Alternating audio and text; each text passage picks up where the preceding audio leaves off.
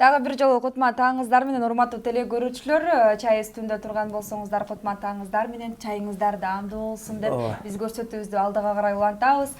Бүгүн бизде куттуу студиябыздын коногу бар. Ал конок ким деп турсаңыздар? Урматтуу теле көрүүчүлөр, бүгүн тагыраак айтканда 15-январь кыргыз адабиятында, кыргыз ошол маданиятында өзүнүн орду бар Төлөгөн Касымбеков тирүү болгондо бүгүн 90 жашка чыкмак.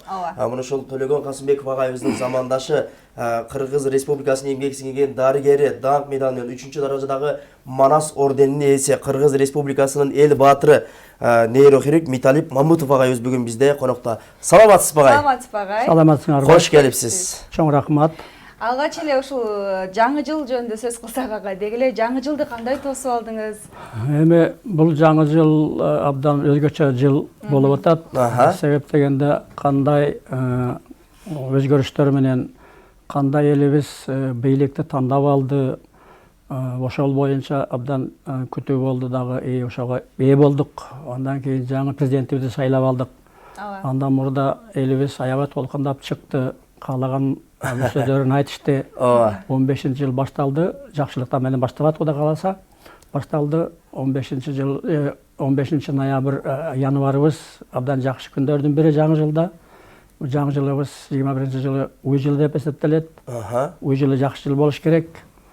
Себеп дегенде миллиардтан ашык эл уйга сыйынат, абдан сыйкырлуу деп эсептелет. Ошон үчүн бул жаныбар жылы бизге жакшылыктап келет. Сүттүү, майлуу, абдан ырыстуу жылды күтөбүз деп мен айткым келет. Рахмат агай. Буюрса ошол жаңы жылдын башында эле биздин куттуу студиябыздан сизди көрүп турганыбызга биз дагы өтө кубанып, сыймыктанып атабыз агай. Анан бүгүн ошол Төлөгөн Касымбеков агай жөнүндө сүйлөшөлү дедик эле. Эң алгач агай, ошол агай менен эң алгач жолуккан күнүңүздөр жөнүндө айтып берсеңиз. Биринчи кезиккен күнүңүздөр. Таанышкан күнүңүздөр десекпи? Биринчи кезиккен убагым өтө кызык моментте, мезгилде болду. Кыйын мезгил болду. Себеп дегенде жубайы Элмира деген жубайы бар. Ошол киши кырсыктап, башынан жарат алып, биздин клиникабызга акылдан адашып, акылсыз түшүп калган. Ошондо биз операция кылабыз деген башына чечим кабыл алынган.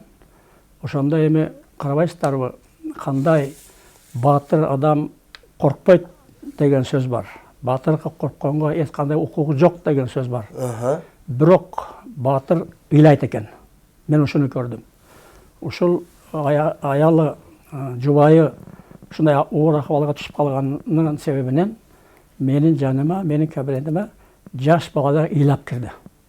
Ушул баатыр адамдын, улуу жазуучунун ушунчалык кемеңгер адамдын ыйлаганын көрүп, өзүм да ыйлаган кеттим дагы. Анан сороттум. Бул эми ушундай кырсык болуп калыптыр. Кудай кааласа келечеги жакшы болот. Мына операция кылабыз. Операция ийгиликтүү өтөт. Мен ага ишенип турам деп соротуп, анан барып ошол жубайынын Элмиренин башына операция кылып, сынган сөөгүн, куйлаган канын алып салганбыз. Андан кийин мына айткандай келечеги жакшы экен.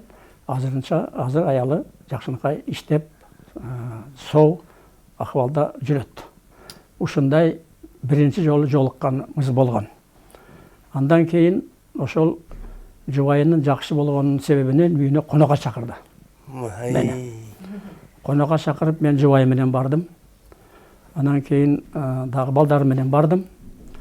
Ошо айтты да, жакын адамдарды ала кел деп чакырган. Үйүнө барганда айтты, ой, мына бул 2007-жыл болчу.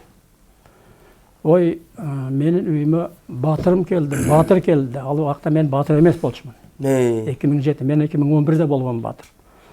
2007-жылы, ой, үйүмө баатыр келди, баатыр келди. Баатыр келгенде баатырга чоң белек бериш керек. Белектердин эң эле чоңу кыз деди. Кыз табышым керек деп калды.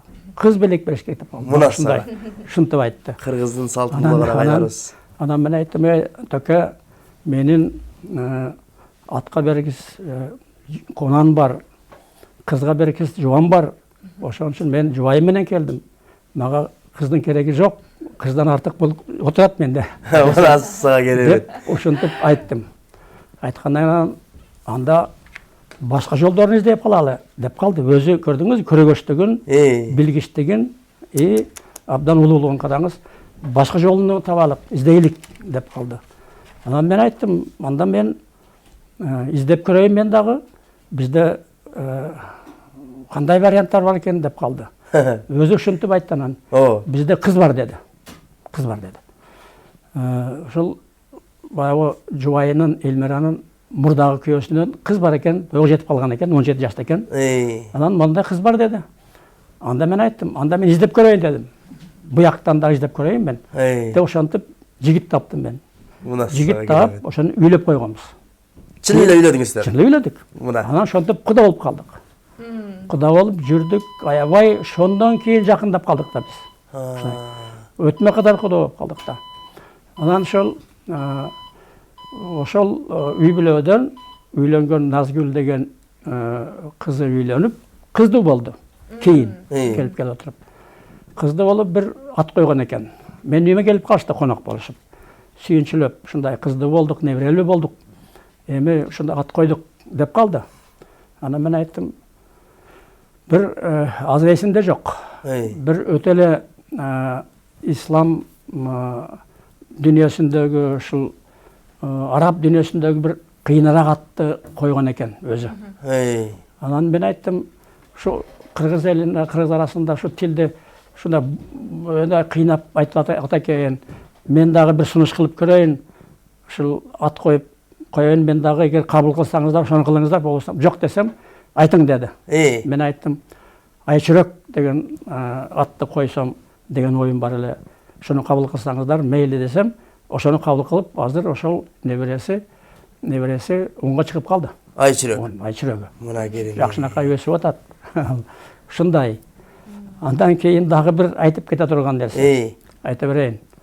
Анан мен ушу көп болуп калдык да. Мына жанагы балдардын тоюнда болдук, жентегинде болуп атабыз, менин коногумда болуп атат. Ушинтип жүрүп анан мен айтып калдым ушундай бир кызык салып. Төкө дедим, төкө, көрдүңүз сиз кандай бактылуу адамсыз.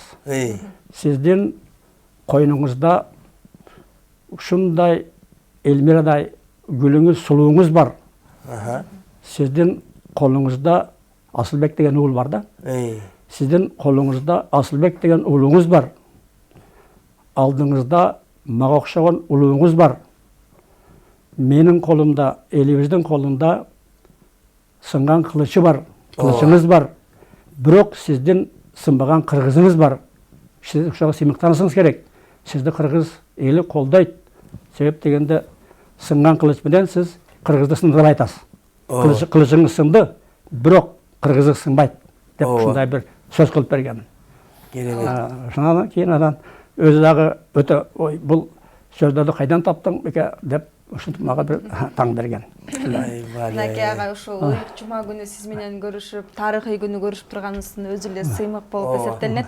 Өмүр бизден өтүп кетсе, эл эмгектен эскерсин деген сөз бар эмеспи? Ансыгарында эле улуу жазуучубуз Төлөгөн Касымбеков бул 90 жашка чыкмак экен, көзү тирүү болгондо деги эле ушул чыгармалары туурасында кеп кылсак агай. Бул киши жашынан баштап эле чыгармачылыкка өтө берилген адам болгон. Себеп дегенде ушул институтту бүтөрү менен аны туулган жери дагы көрбөйсүздөрбү? Ак Суу районунун Ак Жол деген айылынан болуп атат.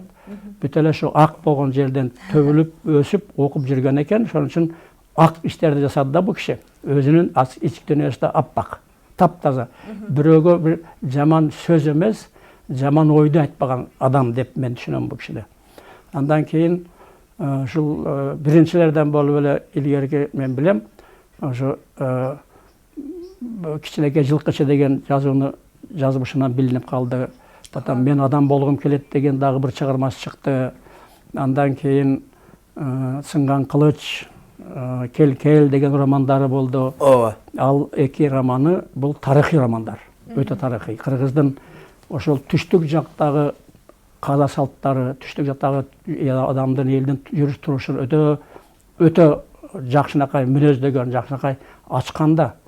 Мына мисалы үчүн Курманбек атканын генерал, орус генералынан кандай сүйлөшкөнүн, кантип барганын, Алымбек Датка менен кандай мамиле болгонун, Алымбек Батканын ошо жүрүш турушун, ошол жазылган геройлордун, батылдардын, жолсом ошол катышкан элдердин мүнөздөрүн өтө ачуу ачкан, катуу, жакшы ачкан. Анан кийинки чыгармалары бар. Мисалы үчүн элдер көп биле бербейт. Баскын, Качкын, Кыргын деген романдары да бар. Бул дагы тарыхый, бирок бул романдарга мен көп биле бербеймин аларды. Бул түндүк жактагы элибиздин тарых таржымалын, нарк насааттарын абдан чагылдырган деп айтылат. Ошондой дагы илимдери бар. Анан бул киши ушул жазганда өтө көркөмдөп, өтө баалап, айтыңызда жанагы Шералынын мүнөзүн ачкан. Ошон үчүн бул киши ушул жазуучу катары элибизде абдан чоң орунда турган киши. Эгерде эсен болгондо бул киши 90га бүгүн чыкмак.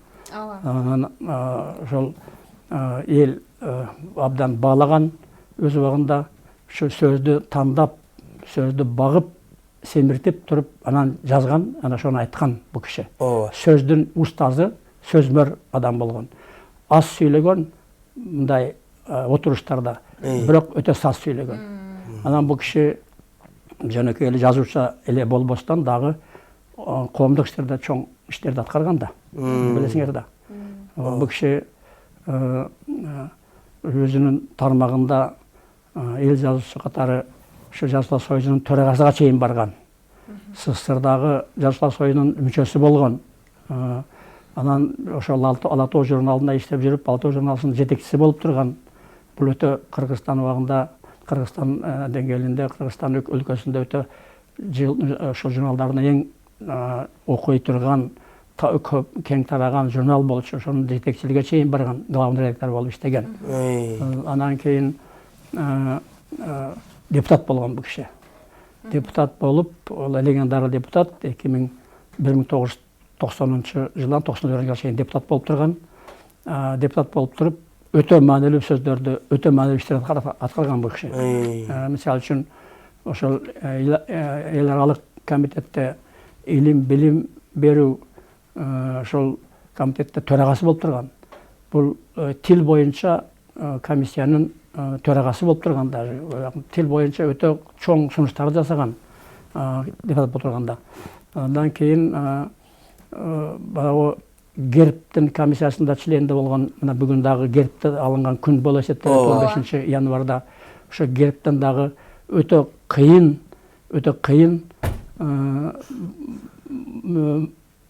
акыбалда кабыл кылынган бул. Баягы биздин желегибиз менен, гимнибиз менен оңойлоп өтүп кеткен. Бирок Герб кыйынчылык менен өткөн. Ошондой эле бул Төлөгөн Касымбековдун Кел менен жанагы Сынган кылыч романдары өтө кыйынчылык менен жазылган биринчиден. Андан кийин кыйынчылык менен неге чыккан, ачыкка чыккан. Китеп болуп чыккан. Өтө эки жолу бут тосулуу болуп, кээ бир коомчулуктагы кээ бир кишилер өкмөттүн, бийликтин арасында дагы ушундай кыйынчылыктар болуп, чыгарбасын деген дагы сайызга чейин жетип, андан да кайтып келип, анан болбостон эле мына айрыкча биздин эгемендик алгандан кийин абдан жакшынакай эл арасында тарап, жакшы роман, тарых роман экени билинип, анан тарых чыккан. Бул кишинин китептери айрыкча мына Сынган кылычы бүт мына СНГ өлкөлөрүндөгү тилдерге чыккан. Тилдерден чыккан. Андан кийин түрк тилине чыккан. Анан барып отуруп, даже англис тилинде чыккан деп айтылат. Ушул Сынган кылычы англис тилинде чыккан. Ошон үчүн бул киши өтө өзүнүн китептери тарап, көп тилде чыккан үчүн эл арасында өтө чоң бийиктик деңгээлге жеткен деп эсептелинет. Ошон үчүн мен айткым келет, азыр ошол биздин коомчулук эң туура жасап атат. Ошо 90 жылдыгын белгилеп атат. Буюрса бул кишинин эмгеги эч качан унутулбайт. Көп жылга чейин айтылып жүрө берет. Биздин жүрөгүбүздө сакталып кала берет деп айткым келет. Рахмат агай. Эң жакшы агай. Сиз мага ушу эскерттиңиз эле, саат 8-де эскертип кой деп, тилекке каршы саат 8 болуп калыптыр. Негизи сиздей улуу кишилер менен мынтип сүйлөшүп олтурган бизге да өтө бир руханий жактан да эс алып, уккубуз эле келип чоң атамды уккандай эле угуп олтурам агай. Анан сизге эркен микрофон берели. Дагы айтылбай калган кептериңиз болсо ушул агай жөнүндө айтсаңыз болот. Элге да кайрылуу жасасаңыз болот. Эми ошол Төлөгөн Касымбековдун көрөгөчтүгүн мен көп жолу байкадым, билдим. Жанагындай мени айтпадыбы, келгенде эле батырым келди деген мени көрөгөчтү кылып, батыр эмес болчумун ал убакта, академик эмес болчумун ал убакта. Пенденин оозунда болсо Кудайдын кулагында деген ушул болуш керек. О кишинин жанында жүрүп, сөзүн угуп, ушул эгерде жакшынакай отуруп койсоңуз эле өзүңүздү жакшы сезип каласыз. Эгерде ал кишинин сөзүн угуп калсаңыз, андан бетер ошо өзүңүздүн ичиңиздеги баягы букту жазган сыяктуу болуп жеңилдеп каласың. Ушундай адам болчу. Анан дагы бир айтып коеюн. Бул эми может айткан болобу, Элмира капа болуп калабы билбеймин. Бир каза болгонго чейин бир 2 жыл мурда ооруп калып, мени чакырып калышты. Анан үйгө барсам, жатат баягы улуу адамыбыз жаткан экен төшөктө. Бирок короосуна Элмира балдары божий тигип коюшуптур. Бул эми келечеги кандай болот экен, ишенич кеткендей болуп божий тигип коюптур. Анан божойго мен кирип кайрадан чыктым да. Өзүн көрүп коюп кайра чыктым. Кайра чыгып байкадым, ушул сезип турам. Бул киши өтө эле оор эмес экен. Келип айттым, Элмира, бул божоюңузду жыйнаңыз дедим. Жыйнап салыңыз. Мындай күткөн эмеңиз аткарылбайт. Жыйнап коюңуз, киши жакшы болот деп анан божоюн жыйдырып салгам. Ушундайга чейин барганбыз. Анан барып көрүп, акыбалын байкап, бул жакшылыкка Кудай кааласа бурулат акыбалы деп туруп анан кеткенмин. Кийин 2 жылча ашыгыраак жашады. Ушундай да сөздөр болгон. Ушу киши менен мен бириктиген. Анан кийин дагы бир ооруп калгандан барып үйүнө барып анан мен айттым, тезинен ооруканага жаткырыш керек. Анан мына президенттин ооруканасы бар эле, ошого жаткырганбыз. Бир жумадан ашыгыраак, бир 10 күн жатып анан өтүп кетти. Ал убакта да мен күндө барып турдум, карап турдум. Кичине жакшы болуп, кайрадан жакшылап оорулашып жүрдү. Мен баягы Кудайдык экен, Кудайдын күчү экен. Биздин каалагандан уже буйрбады. Бирок эми азыр жаткан жери жайлуу, топурак толкуп алып жүрсүн, өзүнүн ушул айткан жерине, каалаган жерине барбай калды. Ушул жагынан дагы өтө өкүнүчтүү болду. Бул кишини сөөгө тоо жака туулган жерин үстүнө, жашаган жерин үстүнө тоого апарып койгонбуз. Так аларча деген жерге коюлуш керек болчу. Менин оюм боюнча да. Андай болбой калды. Шарттар болуп калды ушундай. Ошон үчүн эми баары бир ошо жубайынын жанына, балдардын жанына барам деп үмүт кылды окшойт өзү деле. Ошентип биздин каалаган жака барбай калды. Ошону менин арманым бар кичине. Рахмат агай. Студиябызга келгениңизге ыраазычылык билдиребиз. Бүгүн ошол кыргыз эл жазуучусу Төлөгөн Касымбеков туурасында айта берсек, сөз түгөнбөс дегендей 15 мүнөт убакыт бизге жетпейт. Агай сизге дагы чоң рахмат. Ошол элибиз айтылат эмеспи, атаң өлсө дагы атаңды көргөн киши өлбөсүн деп. Ошол Кыргызда ошо өзүңүздөрдүн ордуңуздар бар, ар дайым ден соолук болуңуз агай. Сизге дагы көп ийгиликтерди карап, дагы буйруса студиябыздан көп көрүп туралы сизди. Буйруса мындан кийин бир көбүрөөк убакытка чакырып сиз менен кенен баарлашканга дагы биз аракет кылабыз агай. Сизге чоң рахмат. Урматтуу телекөрүүчүлөр, бүгүн бизде конокто Кыргыз Республикасынын эмгек сиңирген дарыгери, ошондой эле даңк медалынын ээси, 3-даражадагы Манас орденинин ээси Кыргыз эл баатыры Миталип Мамытов агайыбыз болду. Ал эми биз берүүбүздү улантабыз.